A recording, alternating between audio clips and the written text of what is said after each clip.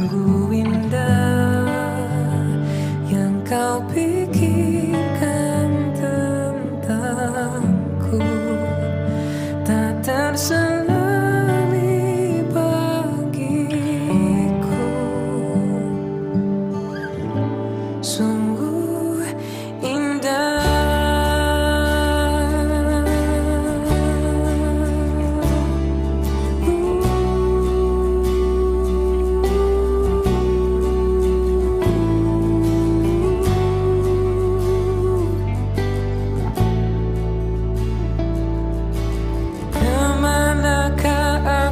Dapat pergi menjauhi rohmu yang suci, kau sabar dan kau dekat,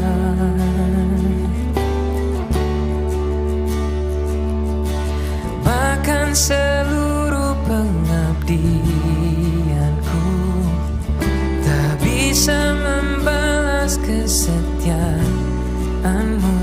Sungguh mulia dan berharga,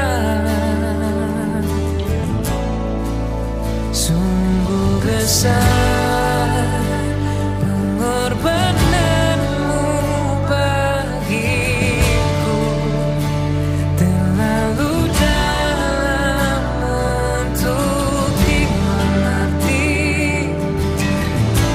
sungguh besar, sungguh indah yang kau pikirkan tentangku, tak terselami bagiku. Sungguh indah,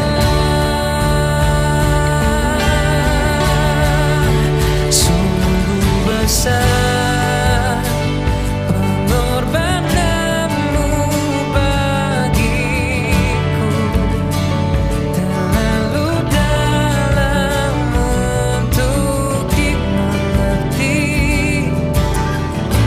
Sungguh besar,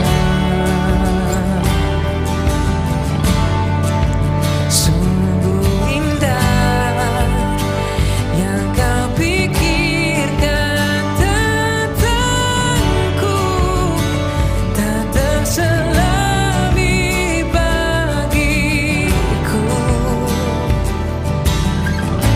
Sungguh indah, sungguh indah,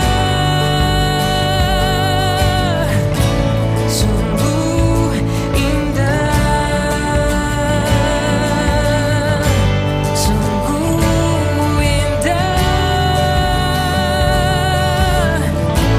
sungguh indah.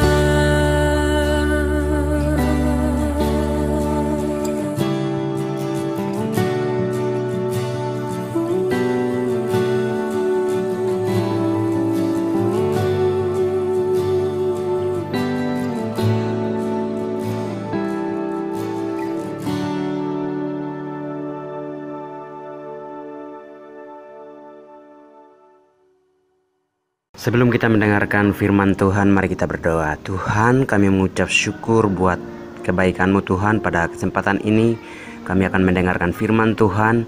Jadikan telinga tanah hati kami yang subur. Jadikan telinga kami telinga seorang murid supaya mendengarkan firman-Mu. Biarlah setiap firman Tuhan yang kami dengar bisa tertanam dalam hati kami, menegur kami dan membimbing kami kepada hidup yang benar. Terpujilah nama-Mu. Tuntun kami, tutup bungkus kami dengan kuasa Roh-Mu. Dalam nama Yesus kami berdoa. Haleluya. Amin. Hai, shalom semuanya. Apa kabar adik-adik? Kakak percaya bahwa adik-adik sehat-sehat dan walafiat serta dipelihara Tuhan hingga pagi hari ini. Adik-adik, hari ini kita akan belajar firman Tuhan tentang ketekunan dalam melayani Tuhan. mengenai ketekunan dalam melayani Tuhan, kita akan belajar dari sosok yang namanya Timotius. Kakak percaya bahwa siapa ini si Timotius? Pastinya adik-adik tahu semuanya. Kita akan belajar dari beliau. Ya. Langsung saja kita buka Alkitab kita yang terdapat di dalam Kisah Para Rasul 16 ayat 1 sampai dengan ayat yang ketiga. Ya. Siapakah sosok yang namanya Timotius ini? Timotius adalah anak muridnya Rasul Paulus. Timotius dalam bahasa Inggrisnya biasanya disebut Timothy, sedangkan dalam bahasa Yunaninya disebut Timotheos, yang artinya menghormati Tuhan. Adik-adik,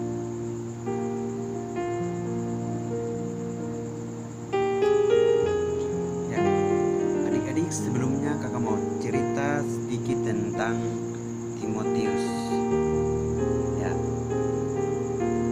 Timotius adalah seorang hamba Tuhan,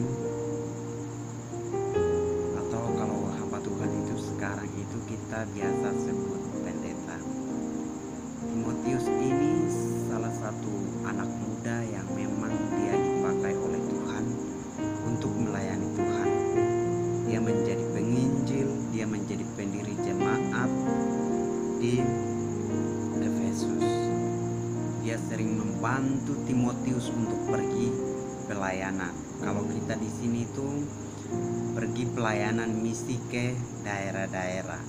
Misalnya dari Jakarta ke Medan, dari Jakarta ke Papua, atau dari Jakarta ke Kalimantan, seperti itu. Kemana saja Paulus pergi melayani Tuhan, Timotius ikut melayani. Sampai suatu saat dia dipercayakan untuk menggembalakan satu jemaat. Wow, ini hal yang sangat luar biasa adik-adik.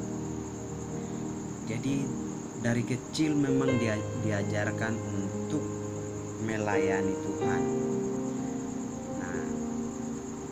Seperti namanya, Timotius artinya menghormati Tuhan. Jadi seperti yang kita baca bahwa Timotius dia punya mama adalah mama itu orang Yahudi.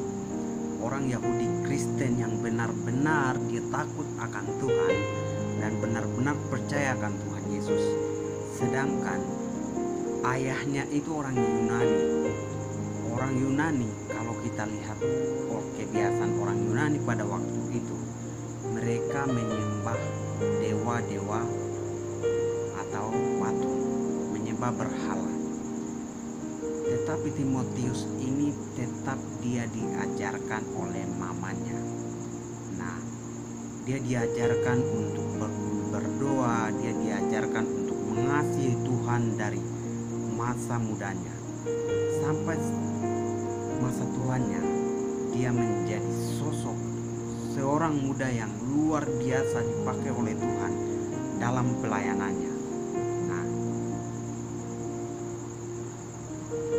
jadi latar belakang keluarga ini memang keluarga hasil penginjilan daripada Rasul Paulus, di mana perjalanan pertama kali, penginjilan pertama kali Paulus dia pergi ke Ikonium, di satu kampung, satu kota namanya disebut Ikonium.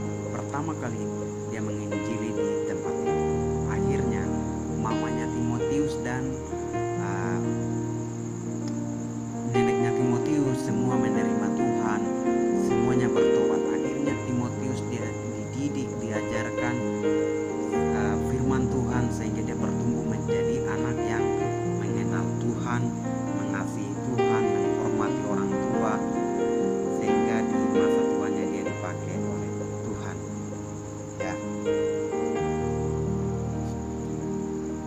bahkan tradisi mengatakan bahwa pada tahun 65 itu Paulus mempercayakan Timotius untuk mengembalakan satu jemaat di kota Efesus, di mana dia mengembalakan jemaat di Efesus selama 15 tahun, dan pada akhirnya dia dihukum mati dan ia meninggal di ranjang batu.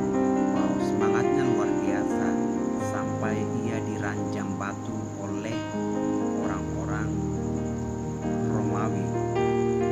Jadi orang Kristen pada abad pertama itu memang kehidupannya sangat-sangat mengerikan. Tidak seperti kita sekarang. Kita sekarang bebas untuk memuliakan Tuhan. Tapi pada abad pertama itu siapa yang mengajarkan tentang nama Tuhan Yesus itu langsung dibunuh, dibakar, digoreng habis-habisan. Nah, tetapi Paulus mempercayakan dia untuk mengembalakan satu jemaat di Efesus. Kalau adik-adik tahu, kitab Efesus itu adalah salah satu jemaat yang digembalakan oleh Timotius. Betapa hebatnya Timotius, adik-adik. Tentu di antara kita mau jadi seperti Timotius, kuncinya adalah taat. Kunci kesuksesan adalah taat. Taat pada firman Tuhan, taat pada orang tua, dengar-dengaran pada orang tua.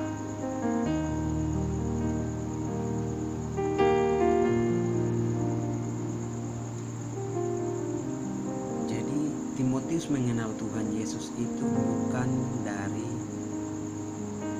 Paulus, tetapi dari neneknya. Bagaimana pertama kali Paulus memberitakan Injil, baru neneknya dengan mamanya itu bertobat. Lalu mereka dua mengajarkan, membesarkan Timotius dengan mengajarkan firman Tuhan, memperkenalkan dia sebagai Tuhan Yesus. Dia diajarkan berdoa, baca Alkitab, mempelajari Taurat, karena waktu itu tidak ada Alkitab Perjanjian Baru dan Perjanjian Lama. Jadi neneknya itu masih tetap mengajarkan kitab-kitab Perjanjian Lama, hukum-hukum Taurat.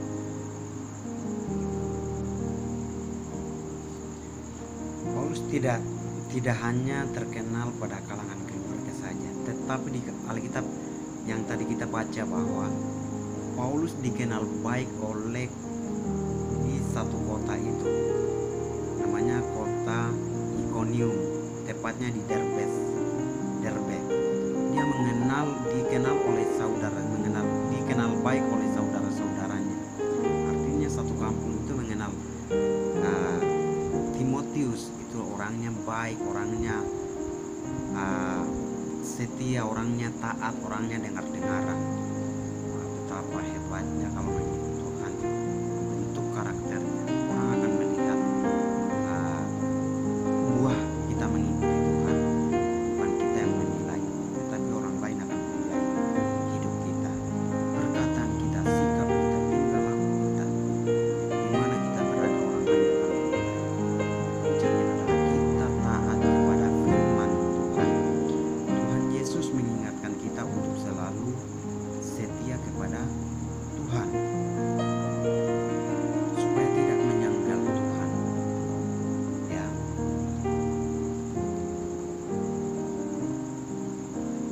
contohnya Paulus tidak putus asa dalam melayani Tuhan. Hasilnya ia mendidik Timotius menjadi seorang pemimpin jemaat di Efesus.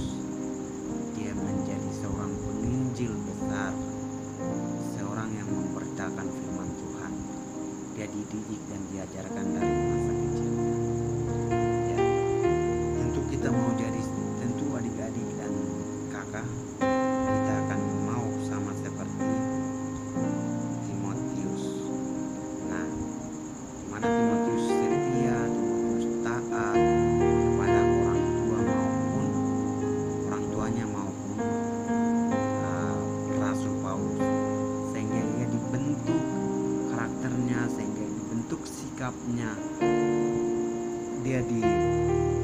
mendengarkan firman Tuhan dari keluarganya sehingga dia besar menjadi pelayan Tuhan yang hebat dan luar biasa.